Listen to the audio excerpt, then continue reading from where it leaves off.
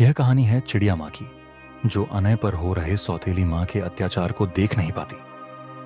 चंद्रपुर के राजा वीरसेन बहुत ही शांत स्वभाव के हैं।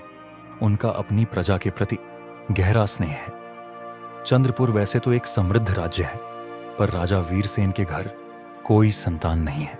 इस कमी को पूरा राज्य महसूस करता है।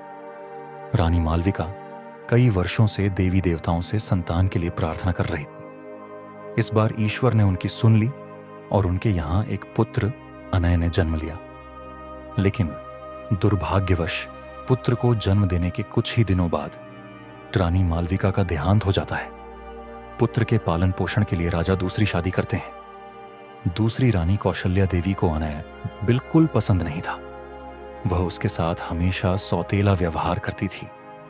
समय बीतता गया और कौशल्या देवी को एक पुत्री का सुख प्राप्त हुआ। अब उनका सारा प्रेम अपनी बेटी मृणालिनी पर उमड़ पड़ा। वह अच्छा भोजन अपनी बेटी को खिलाती और अनय को बचा खुचा रूखा सूखा खाना देती। फिर भी अनय माँ के हाथ का दिया भोजन बड़े प्रेम से खाता। उसी महल में रहने वाली दो चिड़ियां यह सब देखा करती थीं। उन्हें अनय पर बहुत दया आती थी।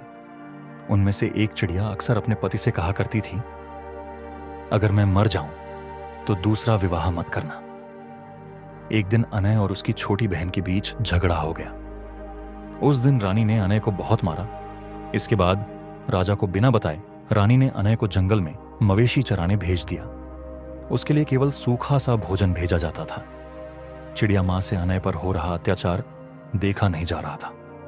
वह भगवान शिव से प्रार्थना करती, हे प्रभु, अनय को माँ का प्यार और अच्छा भोजन प्राप्त हो। उसी समय भोलेनाथ माता पार्वती के साथ यात्रा पर निकले हुए थे।